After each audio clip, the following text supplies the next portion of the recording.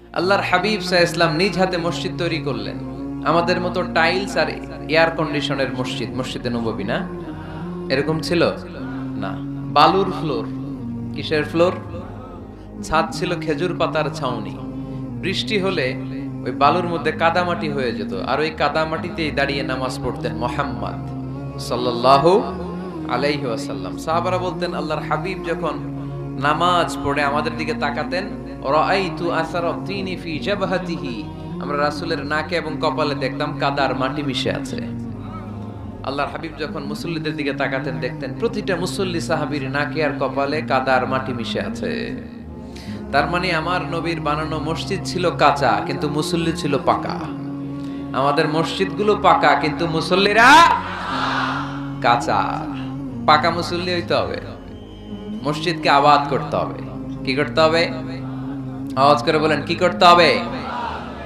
আমরা মিলে, সবাই মিলে যেন মসজিদকে আবাদ করি, আমরা যেন মসজিদ নির্মাণ করি, সবাই যেন মসজিদ আবাদে অংশগ্রহণ করি। এজন্য আল্লাহ বললেন, ইন্নামা ইয়া'মুরু মাসাজিদাল্লাহি মান আমানা বিল্লাহি ওয়াল ইয়াউমিল আখির ওয়া আকামাস সালাতা ওয়া আতাজ যাকাতা ওয়া লাম ইয়াখশা ইল্লাল্লাহ ফাআসা উলাইকা আন ইয়াকুনু মিনাল মুহতাদিন। সুবহানাল্লাহ পড়েন।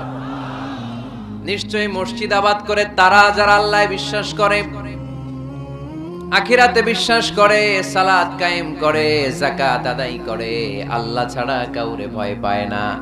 এই পাঁচটা কাজ যারা দুনিয়ার বুকে করে, তারাই হলো আল্লাহর জমিনে মসজিদের আবাদকারী। ঠিক কি না? ফাআসা উলাইকা আন ইয়াকুনু মিনাল মুহতাদিন। আশা করা যায় এরাই হলো হেদায়েত প্রাপ্তদের অন্তর্ভুক্ত। সুবহানাল্লাহ পড়েন। এদের কাছে আল্লাহর হেদায়েত আছে। পাঁচটা গুণ আর কোয়ালিটিস থাকবে যারা মসজিদের আবাদ করবে। এক নম্বর গুণ, মসজিদের আবাদকারী যারা হবে তারা বিশ্বাস করবে একজনকে, তিনি কে। আবার তাদের দুই নাম্বার গুণ, তারা আখিরাতে বিশ্বাস করবে।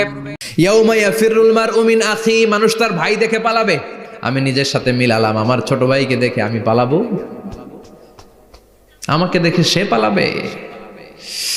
ওয়া উম্মিহি ওয়া আবি, যেই মায়ের পেটে 10 মাস আমি ছিলাম, যে মা ঘরে না গেলে ঘুমায় না, আমি না খেলে মা খেতে চায় না, আমার জন্য আমার মায়ের প্রাণ, আমার মায়ের জন্য আমার প্রাণ, কত ভালোবাসাবাসী। ওই মা আমাকে দেখে চিনবে না, আমি নাকি আমার মাকে দেখে চিনব না। আমি আমার বাবারে দেখে পালাবো। ছোটবেলা থেকে কোলে পিঠে করে আমার বাবা আমারে মানুষ করলো। বাবাকে কত ভালোবাসি, বাবার সাথে কত ভালোবাসার গল্প, এই বাবারে দেখে আমি দৌড় দিব। বাবা আমারে দেখে দৌড়াবে। ওয়া সাহিবাতিহি ওয়া বানি, সাহিবা মানে প্রিয়তমা স্ত্রী, যার সাথে এত ভালোবাসা, এত খুনসুটি, তারে দেখে আমি পালাবো। ওয়া বানি, আমার সন্তান, যেই সন্তানের জন্য আমি আমার জীবনও দিতে রাজি। ঠিক কিনা? সন্তানকে দেখে আমি দৌড়। আব্বু বলে ডাক দিল, আমি চিনব না। আমার মেয়েটা আমারে ডাকলে নাকি আমি চিনব না, আমার মেয়েও আমারে চিনবে না। ইয়াউমা ইয়াফিরুল মারউ মিন আখিহি ওয়া উম্মিহি ওয়া আবিহি ওয়া সাহিবাতিহি ওয়া বানিহি লিকুল্লি ইমরিইম মিনহুম ইয়াউমাইযিন শাআনুন ইউগনিহি। বিশ্বনবী বললেন, আয়েশা, সেদিনটা আজকের দিনের মতো নয়, ভয়ঙ্কর একটা দিন হবে। বাবা ছেলেরে চিনবে না, ছেলে বাবার চিনবে না, মা তার মেয়েরে চিনবে না, মেয়ে তার মারে চিনবে না। মা আর মেয়ের ভালোবাসার চেয়ে বড় ভালোবাসা হতে পারে? বাবা ছেলের ভালোবাসার চেয়ে বড় ভালোবাসা? স্বামী স্ত্রীর ভালোবাসার চাইতে বড় ভালোবাসা দুনিয়ায় আছে? স্বামী স্ত্রীরে চিনবে না, স্ত্রী স্বামীকে চিনবে না। বিশ্বনবী জুমার খুতবা দিচ্ছেন,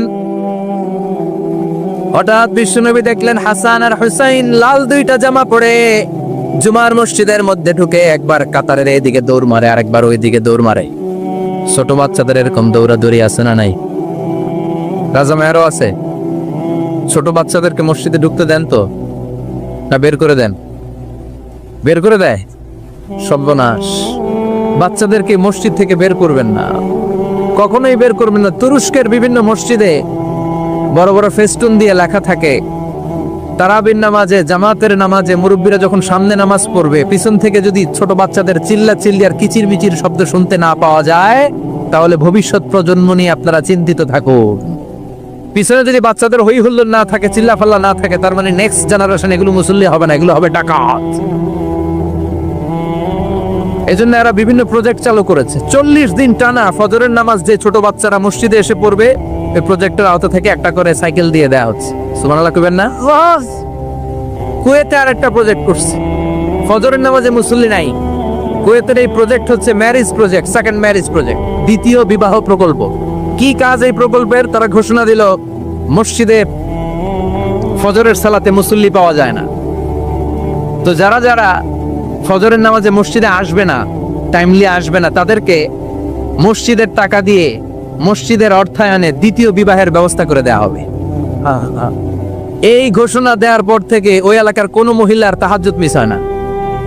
ফজর তো অনেক দূরে, তাহাজ্জুদের সময় থেকে হাজবেন্ডে ডাকা শুরু করে, মসজিদে যাও, তাড়াতাড়ি তাড়াতাড়ি কোথায় যাও, কারণ মসজিদে না গেলে দ্বিতীয় বিয়ে আছে না নাই? সুবহানাল্লাহ কইবেন না? অটে প্রজেক্ট, অটে প্রজেক্ট, কত চমৎকার প্রজেক্ট! এই প্রজেক্টগুলো নেওয়ার দরকার আছে না নাই? এজন্য ছোট বাচ্চাদেরকে মসজিদ থেকে তাড়িয়ে দেওয়া যাবে, এদেরকেও নিয়ে যান। এরা this is our super hero Omar.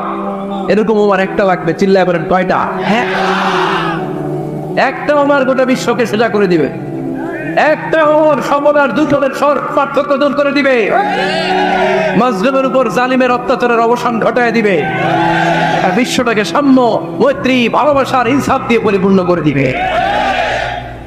সেই উমরের অপেক্ষায় আমি নিজের ছেলেকে 80টা বেত মেরেছেন। কয়টা? 80টা বেত মেরেছে। এই ব্যাপারে অনেকগুলো বর্ণনা পাওয়া যায়। সবচেয়ে সহি বর্ণনা হচ্ছে মুয়াত্তা ইমাম মালিকের বর্ণনা। ওমর ফারুক রাদিয়াল্লাহু তাআলা আনহুর ছেলে আব্দুর রহমান মারুফুন বিআবি শাহমা ছিলেন মিশরে, ওখানে নাবিজ খেয়েছিলেন। নাবিজ হচ্ছে আরব দেশের লোকেরা দুধের মধ্যে শক্ত খুরমা রাত্রেবেলা ঢেলে দিত, ঢেলে দিলে সারা রাত ওই খুরমার রসটা দুধের সাথে মিশে দুধটা লাল হয়ে যেত। এটারে সকালবেলা খেত, খুব সুস্বাদু, এটাকে বলে নাবিজ। কিন্তু এটা রাতে ভিজাইলে সকালেই খাইতে হয়, রেখে দিলে আবার একটু সমস্যা হয়, এটা অনেকটা তারির মতো হয়ে যায়, মাতলামি চলে আসে। তো ওরে ফারুকের ছেলে নাবিজ খেয়েছেন, মদ খাননি, নাবিজ। কিন্তু নাবিজ খাওয়াতে সাকরান চলে এসেছে।